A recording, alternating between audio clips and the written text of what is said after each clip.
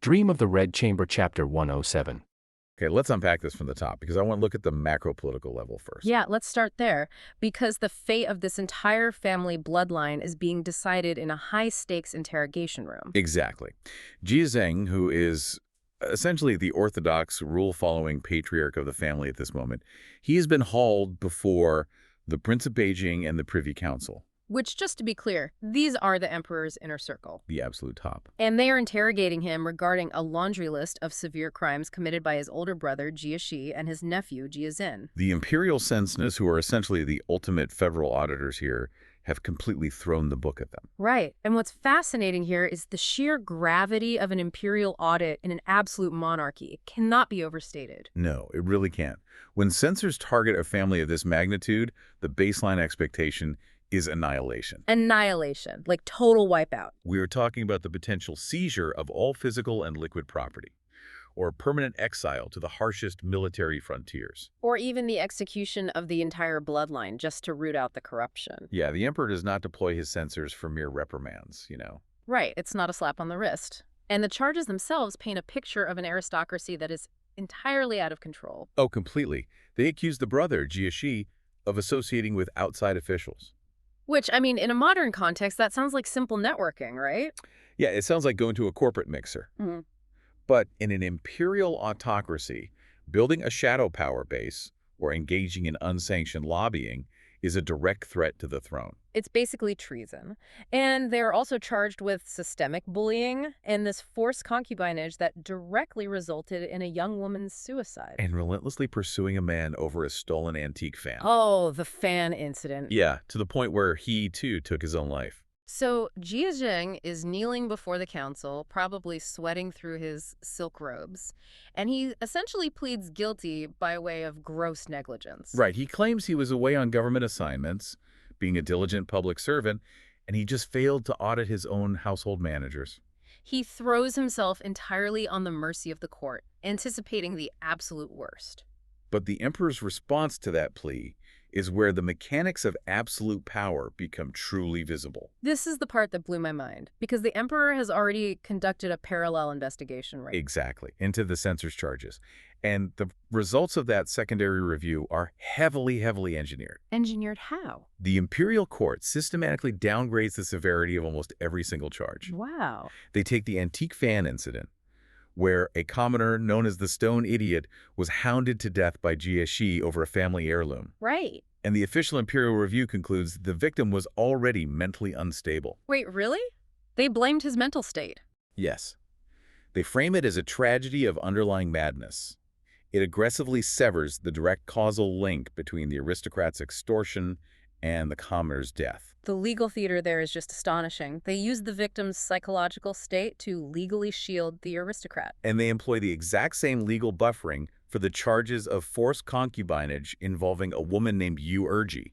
Right. How do they spin that one? The imperial review miraculously uncovers that because she was poor, and because her mother technically consented to the financial arrangement, it fundamentally cannot be classified as forced under the law.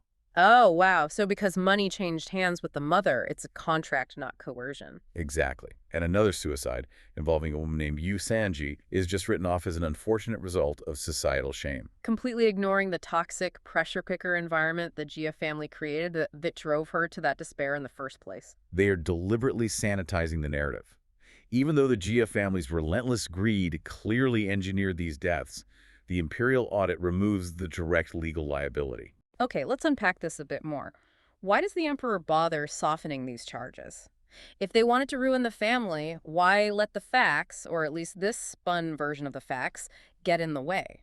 Well, the ruling authority is carefully calibrating the scales of justice to ensure the punishment does not demand blood. Right, I'm looking at this imperial pardon, and it feels entirely like a highly calculated public relations stunt. Oh, it absolutely is. Mhm. The emperor isn't actually acting out of pure benevolent mercy here. No, he's terrified. If he simply executes the Jayas based on the censor's demands, the rest of the nobility will panic. Exactly. He is protecting his own structural integrity. If the ruling class sees an ancient, powerful family wiped out overnight, they might revolt or hide their wealth. So by downgrading the charges, the emperor gets to look perfectly objective and measured. That is the precise function of this legal theater. An autocrat cannot rely purely on terror. Terror creates instability. By publicly correcting the supposedly overzealous charges of his own censors, the emperor positions himself as the ultimate rational arbiter of fairness. He validates the raid, proving to the common people that corrupt nobles are punished, but he simultaneously reassures the aristocracy. He is sending a very clear message. We amputate the specific gangrenous limbs, but we do not burn down the entire aristocratic forest. And the punishments are heavily mitigated. Jia Shi, the brother who actually committed the abuses, is exiled to post stations to expiate his crimes through service. And the nephew, Jia Zin, is stripped of his title and sent to the coastal borders. While the younger generation, Jia Rong, is released entirely due to his youth. And Jia Zheng, the patriarch who claimed negligence, he is pardoned completely. The emperor even returns his confiscated personal property, citing his past administrative diligence.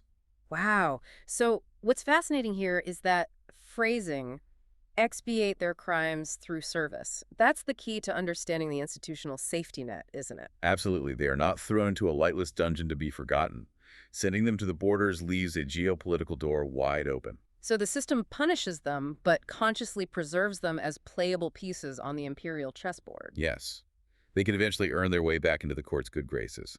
The political survival of the family bloodline is technically secured. And Jia Zheng is so overwhelmed by this calibrated mercy that he literally weeps with gratitude in the interrogation room. He even offers to proactively surrender all of his inherited wealth and property to the state out of a sense of profound guilt.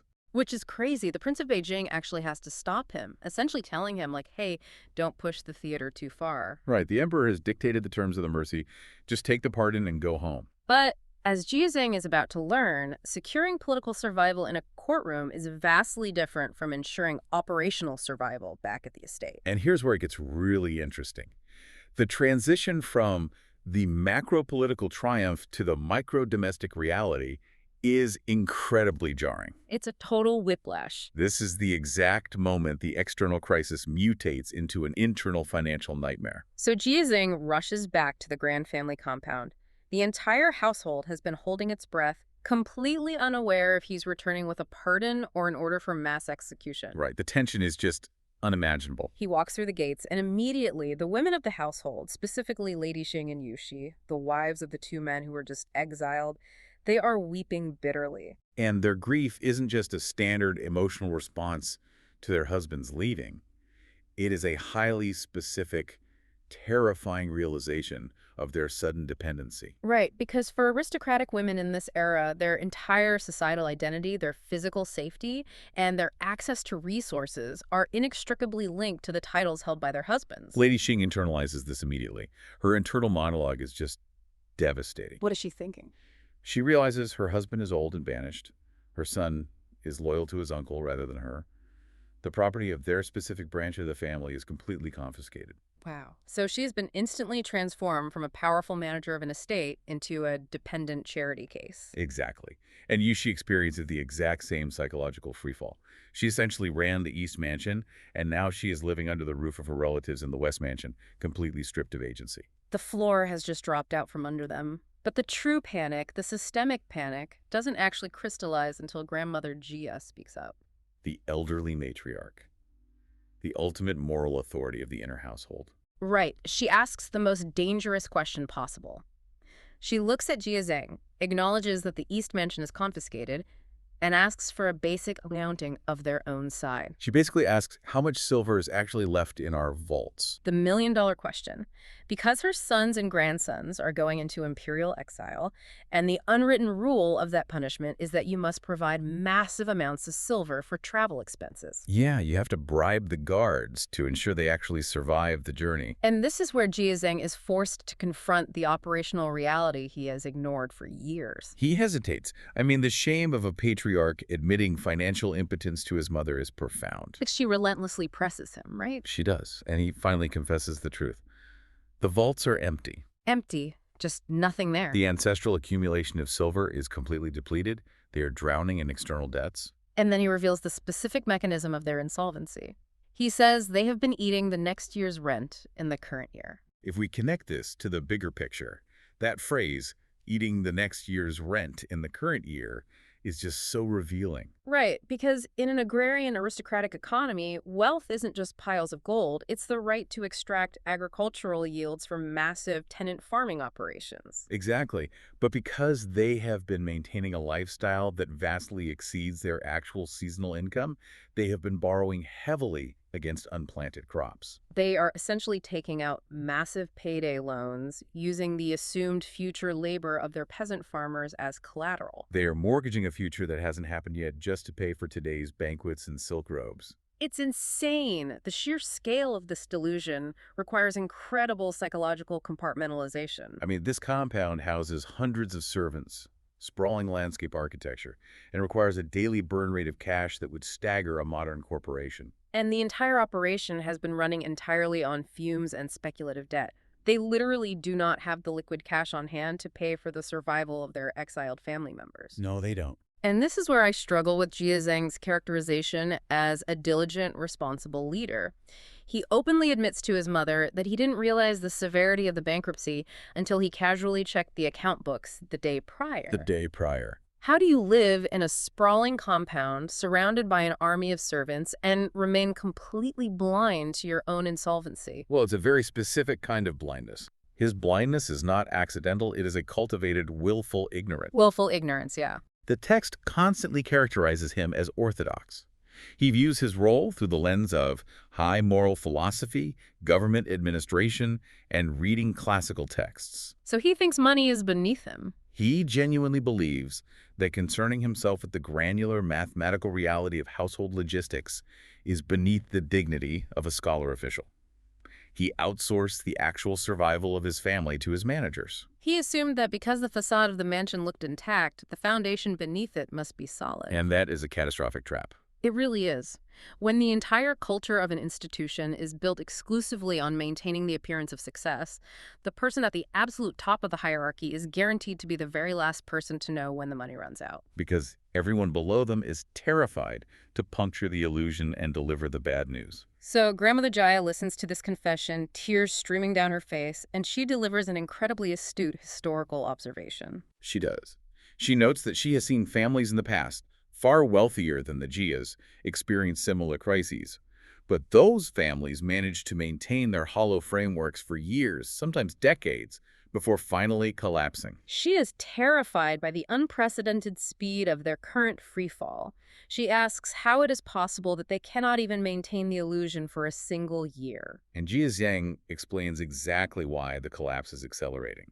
The imperial raid was the catalyst that fundamentally altered their financial reality. Right, because a hollow framework can indeed stand for decades if nobody pushes against it. But the emperor's raid violently stripped away the illusion of their creditworthiness. Jia Zhang explicitly states that if their titles and salaries hadn't been formally revoked, they could have continued to shuffle the debt around. They could have borrowed from a new merchant to pay off the old merchant. But the instant the state confiscated their titles, they lost their collateral. The credit line was instantly severed. It is the aristocratic equivalent of a margin call. Exactly. And Jia Zhang adds the final, devastating detail about their social capital. He points out that their wealthy relatives, who previously benefited from the Jia family's immense influence, are now facing their own financial ruin. Meanwhile, the associates who did not directly benefit from them are actively refusing to answer their letters. The network capital, the favors, the alliances, the mutual defense pacts evaporated the moment they lost the emperor's favor. So the official leadership of the family Jia Zheng, the exiled Jia Shi, the exiled Jia Zhen, they completely freeze. They are quite literally sitting on the floor, weeping with Grandmother Jia. They have no liquid assets, no strategic plan, and a terrifyingly short imperial deadline to fund the exiles' journey to the borders. The designated patriarchal leadership has entirely failed. Which brings us to this incredible pivot. When designated leadership paralyzes in the face of an existential threat, true power invariably steps in to fill the vacuum. And in this case, that power is Grandmother Jia, an elderly woman who has supposedly been retired from active daily management for years. She looks at these weeping, helpless men and realizes that passive grief will not meet the emperor's deadline. She just takes complete control of the crisis. She orders her most trusted, high-ranking maid, Yuan Yang, to open her personal storage chests. She is physically opening the vault of her lifelong accumulated wealth. We are talking about gold, raw silver, priceless antiques, and heirloom clothing. Things she has hoarded since she was a young bride, slowly building her own independent economic fortress within the larger patriarchal estate. And what is brilliant is that she doesn't just start throwing money at the panicked men. She executes a ruthlessly calculated, highly strategic distribution of assets. This raises an important question, right? The mechanics of her asset distribution serve as a masterclass in crisis management and profound emotional intelligence. Because she does not divide the money equally. No, she distributes it based entirely on systemic vulnerability and strategic necessity. She pulls out 3,000 taels of silver for Jie. But she places a strict, non-negotiable stipulation on the funds. 2,000 taels are allocated for his travel and the necessary bribes to survive the guards. The remaining 1,000 taels are explicitly ring-fenced for his wife, Lady Xing, to survive on. She forces a hard separation of the funds to protect the dependent wife. She knows exactly how this plays out. An exiled man facing brutal conditions will invariably spend every single copper coin on his own immediate survival, leaving his wife destitute and starving back at the compound. So Grandmother Jia instantly constructs a localized social safety net, and she repeats the exact same structure for the nephew, Jia Zhen, allocating funds for him while explicitly protecting his wife, Yu Shi. But then she pivots into something that completely subverts the traditional power dynamics of the family. She turns her attention to Wang Xifeng. Yes, Xifeng. She was the aggressive, incredibly sharp-tongued, deeply compromised chief operating officer of the household. She managed the daily finances, collected the rents, and enforced the rules.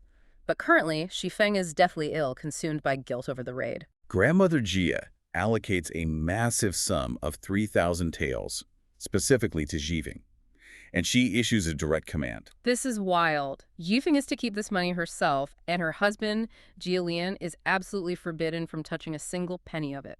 In the context of this heavily patriarchal society, legally, Jia Lian would have total control over his sick wife's assets. So Grandmother Jia is using her immense moral authority to completely override the legal structure. Because she knows Jia Lian is unreliable, prone to reckless spending, and utterly incapable of managing a crisis. She also knows that Xifeng, despite all her corrupt flaws, literally worked herself to the bone trying to keep the sinking ship afloat. It is a phenomenal intervention. To use the corporate analogy again, Grandmother Jia is the legendary retired activist investor who is forced to step down from the board and physically enter the executive suite because the current C-suite is in a panic spiral. She liquidates her own highly protected personal stock option. She looks at the room and says, "You get the basic operating capital to survive the audit, you get a protected severance package, and you get a heavily guarded trust fund because your direct manager is completely incompetent." And her foresight extends beyond the immediate living dependence. She hands over 500 taels of silver to Jia Lian with a highly specific, emotionally devastating instruction. She tells him to hold those funds in reserve for the following year, explicitly to pay for the coffin and transport of Lin Daiyu back to the south. Lin Daiyu was her beloved, tragic granddaughter who recently passed away. Even while the family is in absolute financial freefall, trying to scrape together bribe money to keep their sons alive, the matriarch budgets for dignity. She budgets for ritual obligation.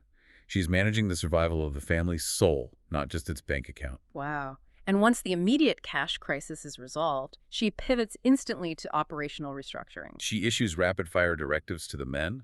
She orders them to take her remaining gold and liquidate it to pay off their external creditors. But she intentionally holds back a reserve of silver and valuables, specifically for the youngest generation, Bar Yu and Jia Lan, ensuring that the future lineage has at least a fraction of seed capital to rebuild. The restructuring commands are brutal and necessary.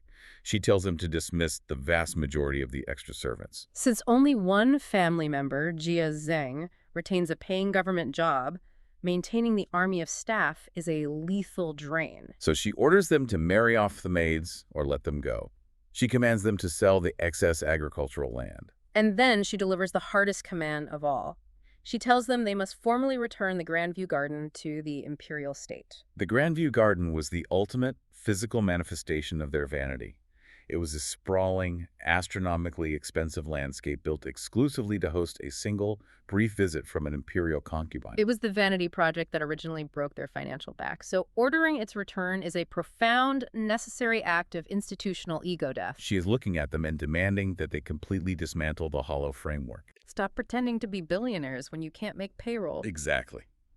And as a final defensive maneuver, She orders them to send their remaining liquid silver back to the Zen family in the south. She recognizes the extreme volatility of their political situation and reasons that if another imperial purge occurs, they need to ensure their closest allies aren't dragged down in the crossfire. She is closing out their liabilities, returning massive favors, and securing their flanks before the ship sinks any further. It is an exhibition of breathtaking administrative efficiency. And after she executes this massive restructuring, after she pulls them back from the absolute brink of destruction, she delivers a monologue that contains one of the most profound, devastating sociological insights in the entire novel. She looks at her family, these people who've known nothing but unimaginable luxury, and she says, "I knew the inside was hollow even when the outside looks magnificent." But position alters the air, nurture alters the body. You can't just step down from that stage instantly. Position alters the air and nurture alters the body. We need to spend significant time unpacking that quote. This is not just a poetic phrase. It is a granular diagnosis of human physiological and psychological adaptation. When I first read that line, it completely reframed my understanding of wealth. Position alters the air. The societal status you hold, the power you wield, literally changes the atmosphere you breathe. It changes the way you walk into a room, the way you expect to be spoken to, the fundamental assumption of safety you carry in your mind. And nurture alters the body. The constant access to high-quality food, the softest silk, the environment where you never experience physical discomfort or manual labor, it physically alters your biology. You become acclimated to an environment of extreme, frictionless wealth in the exact same way a mountaineer acclimatizes to high-altitude oxygen levels. Grandmother Gia is diagnosing the terminal disease of lifestyle creep. She is looking at her family and acknowledging that their inability to curb their spending was not merely a simple moral failing or a lack of discipline. It was a physiological and psychological transformation. She is confessing, "I knew we were going bankrupt years ago, but I also knew that you cannot take human beings who have been selectively bred and raised in silk and instantly force them to wear coarse burlap and eat gruel without fundamentally breaking their minds and bodies." She is acknowledging the acute physical pain of the descent. It isn't just about looking at a smaller number in a ledger. Losing that level of wealth fundamentally shatters who you believe you are. The descent into poverty for someone raised in that specific environment is physically agonizing. It is a severe systemic withdrawal. And through this acknowledgement, she is offering them a profound grace. She is saying, I did not force the contraction earlier because I knew the internal shock to your systems would be devastating. But now the shock has arrived violently from the outside. The emperor has forced our hand. The environment has permanently changed, and now we must contract to survive. Jia Zheng is entirely stunned by this. His internal monologue reveals a moment of total, humiliating clarity. He thinks to himself that the old lady is the only person in the entire compound who actually understands how to run a household. He realizes that he and all the educated men who paraded around quoting philosophy are the completely useless ones who steered the family into ruin. It is a moment of deep self-awareness, though it arrives years too late to prevent the catastrophe. But as brilliant and decisive as Grandmother Gia's intervention is, we must recognize its limitations. It is ultimately a financial and logistical tourniquet. It successfully stops the immediate arterial bleeding of cash. But no amount of hoarded silver can stop the profound emotional, psychological, and physical rot that the raid has already accelerated within the individuals of the household. Which forces us to pivot away from the spreadsheets and the ledgers and look directly at the immense human cost. We have to look at the bodies left on the floor. Right. Right in the middle of Grandmother Gia's brilliant masterclass in crisis management, a maid comes sprinting into the room. Wang Shifeng, the fierce, brilliant COO who was just granted the Protected Trust Fund, is actively dying. Shifeng had been battling a chronic illness for a significant period. But the shock of the imperial raid, the terror of the heavily armed guards tearing through her personal quarters, and most importantly, an overwhelming, crushing sense of personal guilt have catastrophically exacerbated her physical deterioration. Her body is completely shutting down. Grandmother Gia, despite her advanced age and the exhausting day she has just managed, insists on walking to Shifeng's quarters to see her. The scene that follows is incredibly moving and psychologically dense. Shifeng is lying in bed, literally gasping for air. The moment she sees the matriarch enter the room, she is consumed by a profound, agonizing shame. She genuinely believes in her heart that she is the sole reason the magnificent household fell apart. She manages to speak, and she says, "I was trusted with the management of this family, and I turned it upside down. I have no face to see you." She fully expects the elders to hate her. She expects to be abandoned, discarded, and left to die in disgrace. It is vital to analyze how the text isolates and weaponizes Jeanne's guilt. As the operational manager, she was the one physically moving the money. She was the one taking the bribes, issuing the high-interest loans on the side, and enforcing the harsh, increasingly desperate rules that kept the illusion of wealth alive for the men. She was the one constantly bailing water out of a rapidly sinking ship, and she made deeply unethical, corrupt choices to do so. Consequently, when the ship finally goes down, she assumes she is the hole in the hull. She internalizes a systemic collapse as a personal moral failure. So what does this all mean? Why does Grandmother Gia choose to absolve her? Because she absolutely does. She does. Grandmother Gia sits by her bedside, tells her to remain still, and says, "Those things were caused by the outside. It has nothing to do with you. Even if your things were taken, it doesn't matter." She even brings her physical comfort in the form of silver and new clothes. Is the matriarch simply being gentle to a dying woman to ease her passing? Or is she acknowledging a much deeper, uglier truth about the family? It is undoubtedly the latter. Grandmother Gia is acknowledging a profound systemic reality. Yes, Shifeng made terrible, corrupt, and cruel decisions. But Grandmother Gia recognizes that the underlying systemic failure, the massive, unsupportable hollow framework, was infinitely larger than any single mid-level manager. Shifeng was merely a symptom of the family's terminal disease, not the root cause. The root cause was the unchecked arrogance of the men, the structural decay of their political influence at court, and the sheer momentum of an agrarian lifestyle they could no longer afford. Grandmother Gia is telling her, "You managed a corrupt system poorly, but you did not build the corrupt system." It is a breathtaking display of leadership. In a moment of intense crisis where a weaker leader would leap at the chance to use Shifeng as a convenient scapegoat to absolve the family name, Grandmother Gia extends total, unearned forgiveness. And it actually works. Shifeng tells him that she feels the physical blockage in her chest loosen, just knowing that she isn't actively hated by the woman she respects most. It is a moment of genuine grace. But the text does not allow the reader to linger in that grace for long. Right after this emotional absolution, the harsh, bureaucratic reality of the imperial state reasserts itself. The deadline for the exiles arrives. The departure scene is utterly heart-wrenching. Jia and Jia Zhen must begin their long, brutal journey to the borders. The text makes a brilliant observation here, noting that those who are staying behind watching the departure are actually experiencing more profound heartbreak than the men who are leaving. The narrative explicitly states, the living separation is worse than death. The entire sprawling compound is echoing with the wailing of a fractured family. And then almost immediately following the wailing, the narrative delivers a masterstroke of bitter, suffocating irony. Literally the very next day, an official imperial decree arrives at the front gate of the compound. The emperor has formally granted the prestigious hereditary title of Duke, the exact title that was just stripped from the disgraced exiled brother directly to Jia Zhang. The timing is sadistic in its perfection. The system breaks the family, banishes the brother, and instantly attempts to buy the loyalty of the surviving patriarch with the spoils of that destruction. The gatekeepers at the compound, the servants who just watched the family weep in agony, immediately revert to their parasitic behavior. They start aggressively demanding happiness money, essentially mandatory celebratory tips from the family to acknowledge the good news. They argue this is a once-in-a-lifetime imperial pardon. The second master is now a duke. Pay up. But the inner family is horrified. They find the demand entirely inappropriate and deeply offensive. Jia Zhang is utterly miserable. He is inheriting ultimate political power, incredible status, and immense wealth, but it is directly, undeniably derived from his own brother's ruin. He recognizes it as blood money. I mean, he's trapped. I relate this to the intense phenomenon of survivors' guilt during a massive corporate layoff. Imagine your company goes through a brutal, sweeping purge. Your entire department is decimated. Your longtime mentor gets fired and escorted out of the lobby by security. Right, it's a bloodbath. And the very next morning, the HR department calls you into a meeting.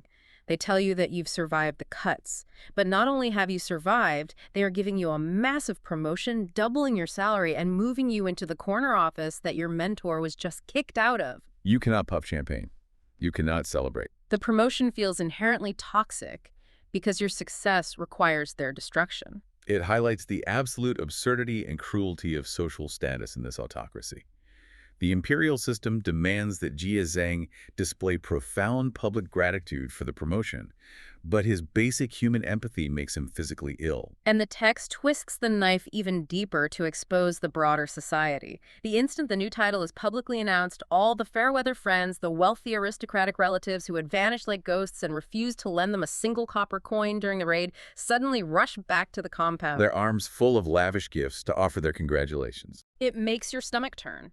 It exposes the purely transactional, utterly soulless nature of their aristocratic network. When the Jia family's credit line was cut, those people did not exist. The very second the emperor signals that the Jia family is back in power, they're beating down the front door with smiles and flattery. We also see a stark, fascinating contrast in how different generations and personalities process this profound instability. Look at Bayu, the young, pampered heir of the family. He is explicitly described as someone who only knows the warmth of comfort and has never experienced genuine hardship. When he walks through the compound and sees people weeping, he simply sits down and cries with them. It is pure, unfiltered emotion, completely lacking any real understanding of the political or financial stakes. He functions like an emotional mirror. He just reflects the ambient panic in the room without comprehending the structure of it. Contrast that pure emotional mirroring with Jia Zhang. Jia Zhang processes his immense grief by retreating entirely into strict adherence to orthodox ritual. He rides his horse out to the city gates to see his brother off. He pours the ceremonial farewell wine with exact precision, and then he lectures his ruined brother on his moral duty to the state and the absolute necessity of repaying the emperor's mercy. He hides behind the rigid, unfeeling rules of orthodox society because the actual reality of his family's collapse is too terrifying to face without a script. He's desperately clinging to the employee manual while the factory floor is actively on fire. Which perfectly sets up the final exploration, because if the absolute top of the hierarchy is paralyzed by grief, hiding in ritual, and pretending the promotion isn't toxic, what exactly is happening at the very bottom? The narrative brilliantly concludes this sequence by shifting the perspective down to the lowest rung of the social ladder. And down there, in the servants' quarters, the text reveals a deeply tragic truth about the nature of loyalty within a fundamentally corrupt system. The sprawling household is continuing its slow, agonizing decay. The remaining servants are not blind. They see the writing on the wall. They start actively hiding, stealing valuables, avoiding their daily work, or pretending to be deathly ill so they don't get entangled in the mess or asked to work without pay. But there is one notable exception, a newly arrived servant named Bao Yang. Bao Yang's background is crucial. He was recently sent over from the Zhen family in the south. He is an outsider to the specific, deeply entrenched dysfunction of the Jia family compound. And Bao Yang is genuinely fiercely loyal. He is a blunt, straightforward, physically imposing man, and he is absolutely infuriated by the hypocrisy and cowardice he sees in the other servants. He watches them slacking off and stealing from the masters who feed them, but because he is so new, he lacks any institutional authority to stop them. His frustration builds, and he starts drinking heavily to cope with his powerlessness. One afternoon, while highly intoxicated and wandering the streets near the massive compound walls, Bao Yang overhears a casual conversation between two random commoners that completely shatters his worldview. He hears them gossiping openly about the Jia family's spectacular downfall. One commoner asks, "How could a family that powerful fall? They had so many heavily placed friends in the government." What about that incredibly powerful official, Jia Yukin? Didn't the Jia family basically invent his career and fund his rise to power? And the other commoner scoffs and responds, "You don't understand how the capital works. Jia Yukin is the most ruthless of them all. When the censors initially attacked the Jia family, the emperor asked Yukin to lead the investigation." Because Yukin was so closely tied to them financially and politically, he was terrified of being implicated in their corruption. So to prove his absolute, unquestioning loyalty to the emperor, he kicked his former patrons while they were down. He actively ensured the violent raid happened to save his own skin. This revelation is devastating. Jia Yukin represents the ultimate bureaucratic parasite. He is a man who attached himself to a wealthy host he fed on the Jia family's patronage, their immense wealth, their political introductions, to rapidly ascend the ranks of government. And the exact moment that host became a political liability, he didn't just abandon them, he actively participated in their destruction to demonstrate his own ruthless efficiency to the new power center. Bao Yang hears this, and the alcohol mixes with a surge of righteous indignation.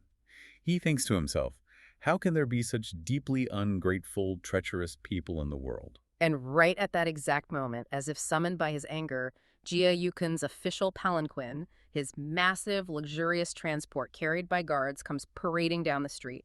The guards are aggressively shouting for the commoners to clear the road for the powerful lord. How does the fiercely loyal, heavily intoxicated servant respond to the man who betrayed his masters? Bao Yang refuses to move. He stands his ground in the middle of the street, stares down the palanquin, and screams at it. He publicly calls Jia Yukin a heartless, ungrateful creature who conveniently forgot the grace and money of the Jia family. Jia Yukin hears the insult, peeks out, sees that it's just a drunk servant, and coldly ignores it, signaling his guards to simply move on. But the true tragedy of this sequence is not that the powerful traitor ignores the lowly servant. The true, profound tragedy lies entirely in how the Jia family leadership reacts to Bao Yang's display of fierce loyalty. The other servants from the Jia household, the ones who were slacking off and stealing, witness Bao Yang screaming at a high-ranking imperial official. They already hate Bao Yang because his genuine loyalty makes their corruption look bad. So they sprint back to the compound and immediately report him to Jia Zhang. They frame it maliciously, saying, "Your new servant Bao Yang is out in the public streets, blackout drunk, causing a massive scene and hurling insults at Lord Yukun." We must remember Jia Zhang's current psychological state. He has just barely survived a terrifying imperial audit. He was just forced to accept a title he feels guilty about holding. His singular, overriding goal in life right now is total peace, quiet, and avoiding any further attention from the imperial court. He turned around and severely punished the one single person in his entire orbit who was actually standing up for his family's honor against the parasite who orchestrated their downfall. He punishes him because Jia Zheng's fatal flaw, the flaw that destroys institutions just as surely as greed, is extreme risk aversion. He is not a true, courageous leader. He is a frightened administrator who has been deeply traumatized by the raid. He prioritizes immediate superficial order and politeness over rewarding genuine, messy, inconvenient loyalty. He is terrified that Bao Yang's outburst will draw the emperor's gaze back to their compound. It is the ultimate corporate whistleblower scenario. Imagine a mid-level employee who discovers undeniable proof that a former high-level executive who used to work at their company actually orchestrated a massive sabotage campaign against the founders to steal their market share. The loyal employee sees this treacherous executive at a public industry conference and loudly, aggressively calls him out in front of everyone. It is incredibly messy. It violates corporate decorum, but it is the absolute truth. And instead of the founders thanking the employee for aggressively defending their life's work, the HR department calls him in the next morning and fires him because he is causing a scene and damaging the brand's quiet period. It is a flawless parallel. Jia Zhang summons Bao Yang, scolds him severely for his lack of manners, and banishes him to the absolute fringes of the estate. He orders Bao Yang to go guard the empty, ruined Grandview garden, forbidding him from ever interacting with the main household again. He actively silences and discards his only true defender.